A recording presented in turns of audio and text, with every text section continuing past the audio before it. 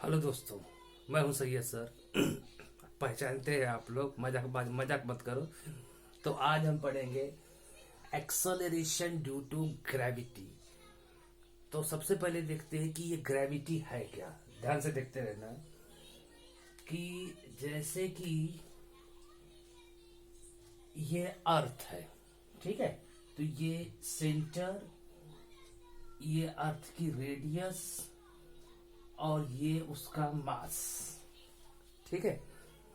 तो यहां पर अगर कोई ऑब्जेक्ट है तो वो ऑब्जेक्ट ऐसे अट्रैक्ट होगा अर्थ की तरफ। तो वो अट्रैक्ट क्यों होगा? Because of tendency of the earth to attract all the things towards its centre is called gravity. तो पहले जब ये ऐसे नीचे आएगा तो उसकी स्पीड कम रहेगी और धीरे धीरे धीरे धीरे उसकी स्पीड क्या होते जाएगी? इंक्रीज होते जाएगी। तो इसका मतलब ये हुआ कि उसकी जो स्पीड है वो क्या हो रही है? इंक्रीज हो रही है। इंक्रीज हो रही है, इसका मतलब ये हुआ कि एक्सेलरेशन प्रोड्यूस हो रहा है। तो वो जो एक्सेलरेशन है किसके वजह से प्रोड्यूस हो रहा है? ग्रेविटी की वजह से प्रोड्यूस हो रहा है। इसलिए उसको बोलते हैं acceleration due to gravity. Concept clear? तो अब देखो, समझने की कोशिश करना कि अगर कोई ऑब्जेक्ट है यहां पर अगर कोई ऑब्जेक्ट है और समझ जाओ उसका मास है m, ठीक है।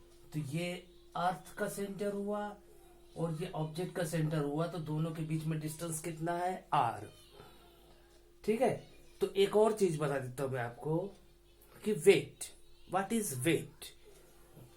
तो weight means mg। Weight means mg।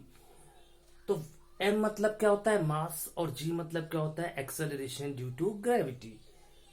तो इसका मतलब यह हुआ कि ये फार्मूले से तो देख को पता चल गया होगा आपको कि वेट अलग चीज है और मास अलग चीज है, दोनों अलग अलग चीजें हैं, ठीक है। तो एक्चुअली हम ऐसा ही बोल सकते हैं कि वेट इज डाउनवर्ड फोर्स, या हम बोल सकते हैं weight is product of mass and acceleration due to gravity, ठीक है।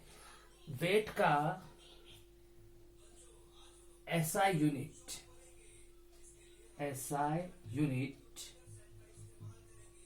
न्यूटन है। वेट का एसआई यूनिट क्या है? न्यूटन। और वेट का सीजीएस यूनिट डाइन है। अब तो पक्का हो गया है कि वेट अलग चीज है, मास अलग चीज है, क्योंकि मास का यूनिट तो क्या है? केजी है, ठीक है। मतलब जो वेट है वो वेट कब बनेगा? जब मास मल्टीप्लाई हो जाएगी ग्रेविटी से। Concept clear? ये बाद में हम देखेंगे। तो ये कोई ऑब्जेक्ट है, कहां पे है वो? ऑन द सरफेस ऑफ अर्थ, ठीक है। तो इसके ऊपर जो है, जो ग्रेविटी एक्ट होती है उसका फॉर्मूला है G equals to GM upon r²। ये हुआ acceleration due to gravity on the surface of earth. Value of acceleration due to gravity on the surface of the earth, ठीक है। अगर यही ऑब्जेक्ट यहां चला जाए एट द हाइट h, ठीक है, तब जो है value acceleration due to gravity की वैल्यू क्या हो जाती है? चेंज हो जाती है। और उसका फॉर्मूला बनता है GH equals to GM upon r+h whole square, ठीक है। तो क्योंकि वो हाइट पे चला गया है, तो ये formula on the earth surface के लिए हो गया और ये फार्मूला हो गया हाइट के लिए, ठीक है। अब ये मान के चलो कि समझ जाओ यही ऑब्जेक्ट ड्रिल करके यहां पे आ जाए एट द डेप्थ गहराई में आ गया, तो क्या ग्रेविटी की वैल्यू उतनी रहेगी क्या? नहीं। तो उसकी फार्मूला होगा जी डी, मतलब acceleration due to gravity at depth equals to G of 1 minus D upon R, 1 minus D upon R. ये फार्मूले से आप वैल्यू निकाल सकते हैं एक्सेलरेशन ड्यू टू ग्रेविटी की एट द डेप्थ। ठीक है। और अगर यहां पर है देखो कोई ऑब्जेक्ट, तो 0 डिग्री हुआ इक्वेटर पे। यहां पे कोई ऑब्जेक्ट है तो कितना हुआ 90 डिग्री पोल पे। ठीक है। यहां पे अगर कोई ऑब्जेक्ट हुआ तो 45 डिग्री पे हुआ। इसको बोलते हैं लैटिट्यूड। क्या बोलते हैं इसको?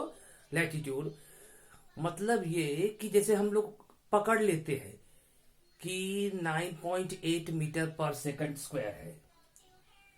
जी की वैल्यू कितनी है? 9.8 मीटर पर सेकंड स्क्वायर। ऐसा हम पकड़ लेते हैं, कांस्टेंट पकड़ लेते हैं। लेकिन ऐसा नहीं है, ये वैल्यू में भी चेंज है। इक्वेटर में ये वैल्यू कम रहेगी, पोल में ये वैल्यू क्या रहेगी? ज्यादा रहेगी।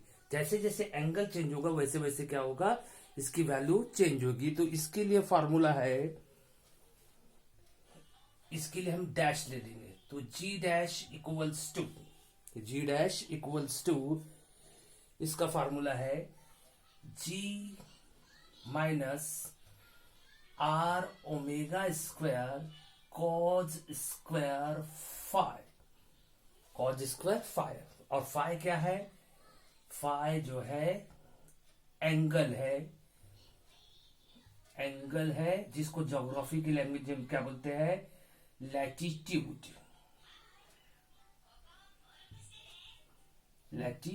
पढ़ा होगा आप लोगों ने 8वीं 9वीं 10वीं में, लॉन्गिट्यूड और लैटिट्यूड।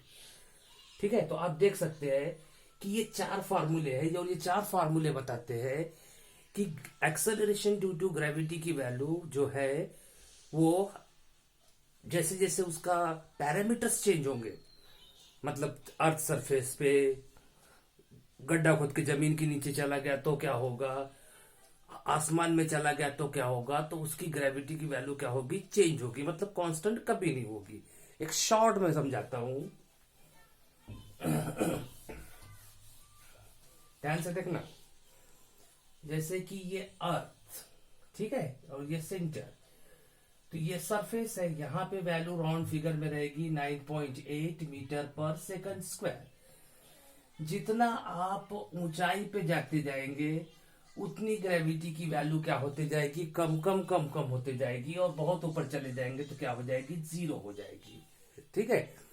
और जितना आप डेप्थ में जाएंगे, गहराई में जाएंगे, जमीन में गड्ढा खोद के या कुआं खोद के या बड़े बड़े ट्रेंचेस होते हैं, जितना गहराई में जाएंगे तो भी ग्रेविटी की वैल्यू क्या होती जाएगी? कम होती जाएगी।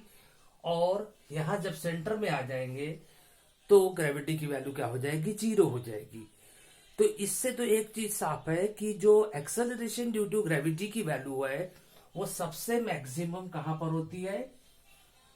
अर्थ सरफेस पे। अब ये सेंटर में 0 कैसी होती है? तो सिंपल सा लॉजिक है, ये फार्मूला है देखो, G equals to GM upon R square. ये फार्मूला है। अब ये कोई ऑब्जेक्ट अगर यही सेंटर में आ गया तो रेडियस कितना होगा? 0। अब जब 0 हो जाएगा रेडियस तो एक्सेलरेशन ड्यू टू ग्रेविटी की वैल्यू क्या हो जाएगी? 0 हो जाएगी। आ गया समझ में? अब इसमें जो है ना कि एक चीज हमेशा याद रखना कि जैसे को एमसीक्यू वगैरह में क्वेश्चन पूछता है कि कोई ऑब्जेक्ट है, उसका मास जो है अर्थ सरफेस पे 35 केजी है। उसका मास अर्थ सरफेस पे कितना है? 35 केजी है। ठीक है। तो क्वेश्चन पूछ लेता है कि what will be its mass at the centre of the अर्थ, और बच्चे 0 लिख के चले आते हैं। गलत जवाब। उसका जो मास है वो कहीं पे भी रहे, वो मास उतना ही रहेगा। सेंटर पे लेके जाओ, आसमान में लेके जाओ, कहीं भी लेके जाओ, मास उतना रहेगा। हाँ, ऐसा हो सकता है कि उसका वेट जो है सेंटर पे क्या हो सकता है, 0 हो सकता है। क्यों इसका वेट 0 हो सकता है, क्योंकि वेट का फार्मूला क्या है, W इक्वल्स टू mg। और सेंटर पे जो है सेंटर पे एक्सेलरेशन ड्यू टू ग्रेविटी की वैल्यू क्या हो जाएगी, 0, तो वेट क्या हो जाएगा, 0। लेकिन मास जो है, मास कांस्टेंट रहेगा। कंसेप्ट समझ में आया आपको, पक्का, ठीक है। तो ऐसे ही वीडियो देखने के लिए आप इसको चैनल को सब्सक्राइब कर सकते हैं। अगर आपको अच्छा लगा है तो लाइक बता दीजिए, शेयर कीजिए, और कमेंट बॉक्स में आप बता सकते हैं कि आपको और क्या चाहिए। मिलते हैं अगले लेक्चर में।